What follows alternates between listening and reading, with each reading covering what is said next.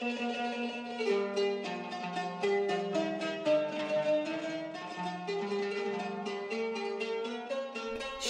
ir īpašs laiks islāmticīgajiem visā pasaulē. No 21. jūlija līdz 18. augustam norit 9. un svētais gavēņa mēnesis islāma kalendārā, ko sauc par Ramadānu. Tas tāpat kā svētceļojums uz Meku, katram musulmanim ir obligāts. Gavēņs nostiprina ticību precīzi sekojot Allaha norādēm. 30 dienas no saulēkta līdz saulrietam gavētājs atturas no ēšanas, dzeršanas, smēķēšanas, dzimumdzīves un cenšas valodā neielaist sliktus vārdus. Indonēzija ir lielākā musulmaņu valsts pasaulē. Gandrīz 90% no valsts iedzīvotājiem ir islāmticīgie. Sumatra ir sala Indonēzijas rietumos, kuru apdzīvo 40 miljonu musulmaņu. Tās lielākajā pilsētā Medanā Ramadāns ieviesis ikdienišķas pārmaiņas. Dienas gaišajā laikā ierasti dzīvās ielas ir pustukšas, un ēdienas maržu var sajust vien indiešu un ķīniešu kvartālos. Tā kā Medanā šobrīd ir sausā sezona, un dienā termometra stabiņš rāda pat plus 38 grādus, vēlos saprast, kā ir iespējami pavadīt vairāk kā 12 stundas bez ūdens. Dodos ciemos pie Enī, kura ļauj pavadīt vienu dienu savā ģimenē, lai redzētu, kā Ramadāns norit miljoniem citu musulmaņu ģimenēs.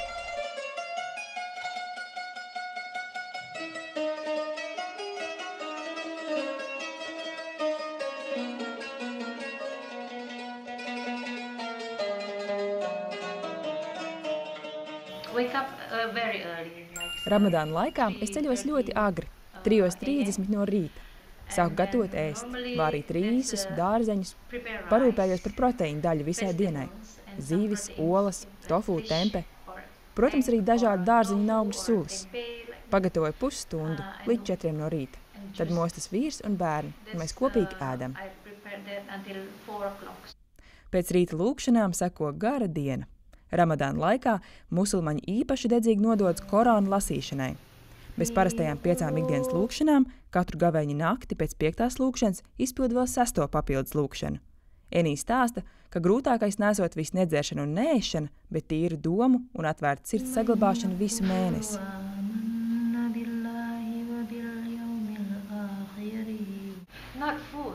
Neēšana tas nav tas pats grūtākais. Arī slāpes nē. Īpaši tagad, kad mēs esam gavējuši jau 10 dienas. Šī ir 10. Ramadāna diena. Ēdiens un viss praktiskais nav nekas grūts. Emocionālās lietas ir daudz grūtākas. Ramadāna gavēni atļauts neievērot bērniem, grūtniecēm, jaunajām māmiņām, smagi slimajiem un karavīriem, kas piedalās kaujas darbībā. Viņiem gavēns būs jāizpild citā laikā.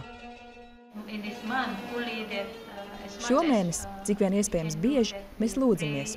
Tad mēs mēģinām pilnībā kontrolēt savas kaislības un būt labiem cilvēkiem.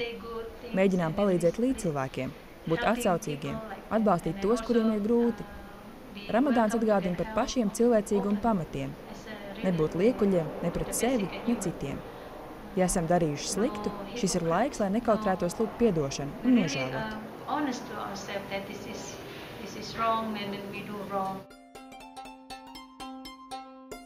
Jaunieši dara savas ierastās lietas. Tvīto, lieto Facebook, zvana draugiem, iet uz satikšanos ar vienaudžiem, vakaros kopīgi restorānos ietur maltītes pēc saulrieta. Interesanti, ka Indonēzijā musulmaņu sievietes ģērbjas daudz krāšņāk nekā arābu valstīs. Enī uzsver, ka islāms automātiski nenozīmē arābu tradīcijas. Tā arī esot katras sievietes personiskā izvēle vai nesāt džilbābu, jo Indonēzija ir sekulāra valsts. Šeit pat ir attīstījusies vesela modes industrija.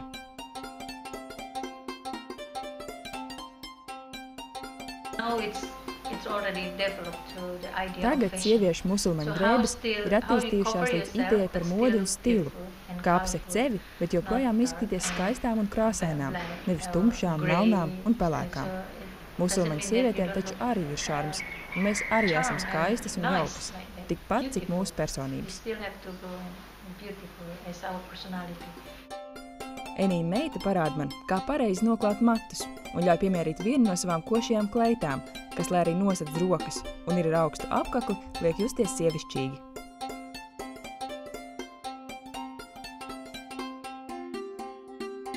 Saule nu pat norietējusi. Pēc lūkšanas Enī ģimene pulcējas pie galda, lai vakariņotu. Ramadāns esot laiks, kad īpaši sirsnīgi būt kopā ģimenē un atgādināt to, cik ļoti rūp viens otram. Ramadāns ir patiesi skaists brīdis. Vairāk laika pavadīt ar ģimeni, runāt par svarīgo. Mēs bieži dodamies vakaros ārpus mājas, braucam apkārt pa pilsētu, kopīgi vērojam, kas jauns un ar pavisam svaigu skatu.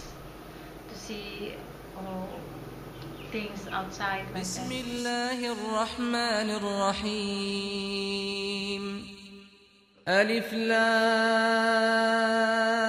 Ra تلك آيات الكتاب المبين إنا أنزلناه قرآنا عربيا لعلكم تعقلون نحن نقص عليك أحسن القصص بما